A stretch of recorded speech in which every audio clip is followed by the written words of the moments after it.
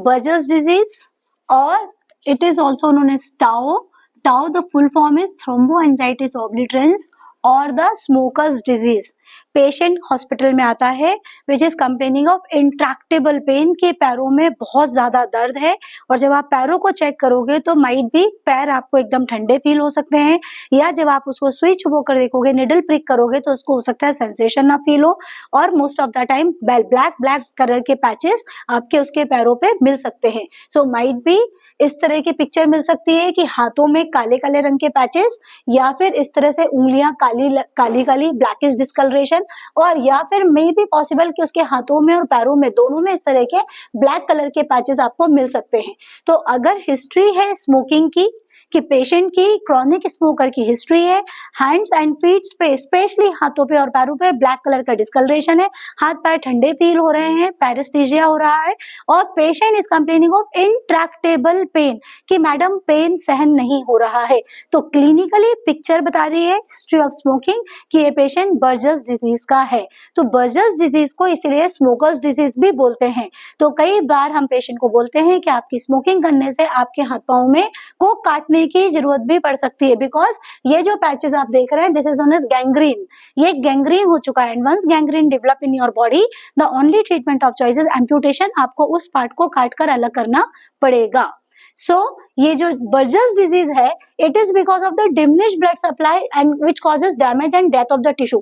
जितनी blood vessels हमारे हाथों की उंगलियों के पास तक आती जाती हैं, वो और छोटी छोटी होती चली जाती हैं. इसलिए जो चेंजेस आते हैं इस बीमारी के, वो सिर्फ हाथों की उंगलियों में और पैरों की उंगलियों में, और अगर डिजीज बढ़ी तो हाथों के इस पाम पर और पैर के सोल पर, यहाँ पर सबसे ज्यादा पेन होता है.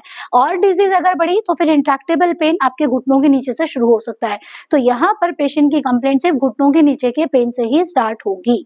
सो दिस इज thromboangiitis obliterans और the tau. Next definition. So it is a chronic, ये एक दो दिन की कहानी नहीं होती है, महीनों की होती है. रिकरिंग, एक बार अगर आपको हो गया तो दोबारा ठीक नहीं होगा.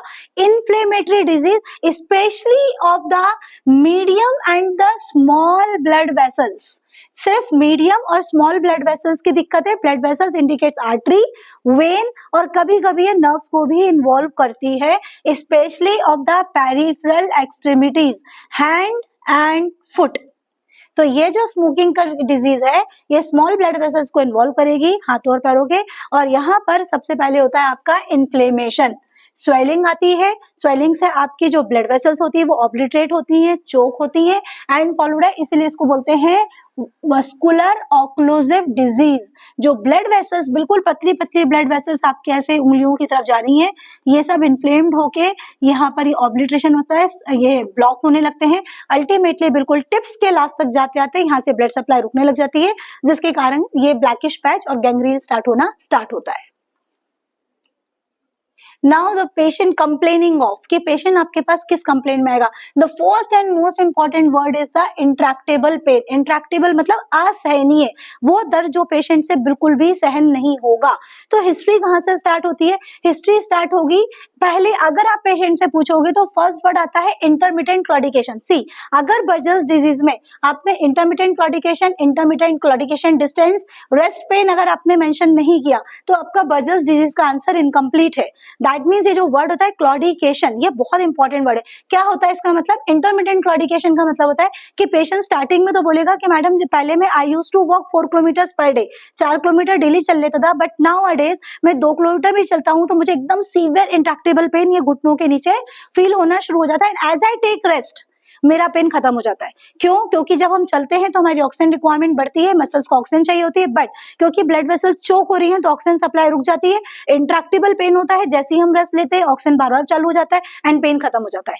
तो चलने से पेन शुरू होगा और रेस्ट करने से पेन ठीक हो जाएगा. इसलिए हम इसको बोलते हैं इंटरमिटेंट क्लॉडिकेशन, कि ड्यूरिंग वॉकिंग और रनिंग आपको पेन होगा और रेस्ट से ठीक होगा. But as the disease progress, जैसे जैसे डिजीज प्रोग्रेस होती है वैसे वैसे हमारा ये जो क्लॉडिकेशन डिस्टेंस है ये कम होने लग जाता है. दैट मीन्स अभी मैं 2 किलोमीटर पे पेन होता था, अब मुझे स्टिल 1 किलोमीटर पर ही पेन होने लगा, और लास्ट में तो डिजीज प्रोग्रेस हुई तो इतनी नौबत आती है कि आप अपने ही घर के एक रूम से दूसरे रूम में या अपने ही बेडरूम से अपने ही वॉशरूम तक तो जाओगे, you feel intractable pen.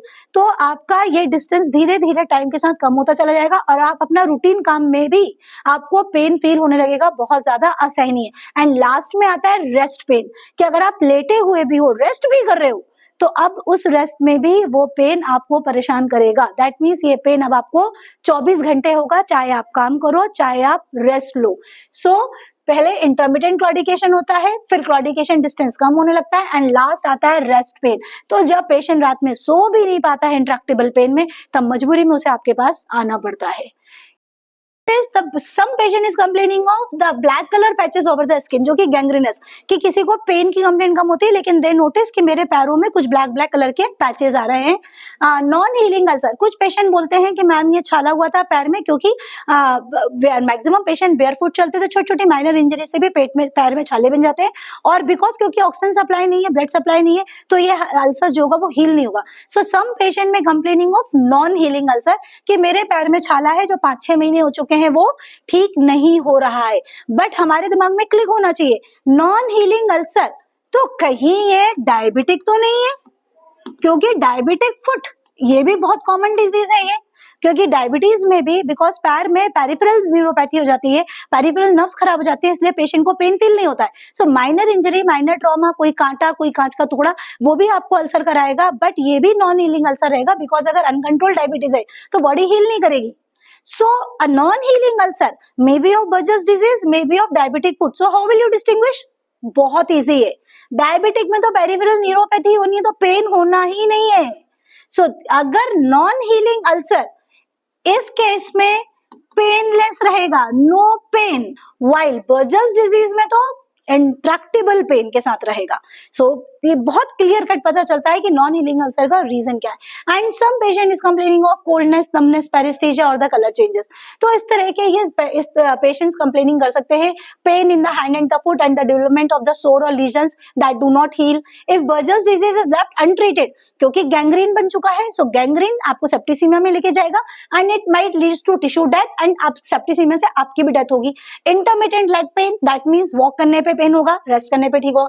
Lag numbness, leg tingling sensation and leg burning, specially यहाँ पर जो पेन होता है वो बर्निंग पेन होता है, ऐसा लगता है कि आग लगी हुई हो।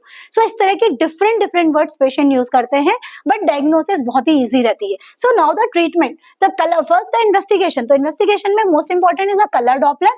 हम कलर डॉपलर के थ्रू ये देखेंगे कि आपके एक्सट्रीमिटीज तक किस एंड तक आपकी ब्लड सप्लाई चालू है। अगर एक्सट्रीमिटीज तक ब्लड सप्लाई चालू है, that mean there are less chances of gangrene. लेकिन अगर एक्सट्रीमिटीज में ब्लड आपका कलर डॉपलर में ब्लड फ्लो चोक हो रहा है, दैट इंडिकेट्स कि इसको गैंग्रीन होने के चांसेस भी बढ़ जाएंगे। सो एक कलर डॉपलर कराते हैं, followed by routine blood test, specially sugar, diabetes तो नहीं है पेशेंट, कोलेस्ट्रॉल लेवल देखेंगे, क्योंकि कोलेस्ट्रॉल से और ज्यादा प्रॉब्लम होती है। सो उसको वेट रिड्यूस करने के लिए बोलेंगे, कोलेस्ट्रॉल लेवल कम करने के लिए बोलेंगे।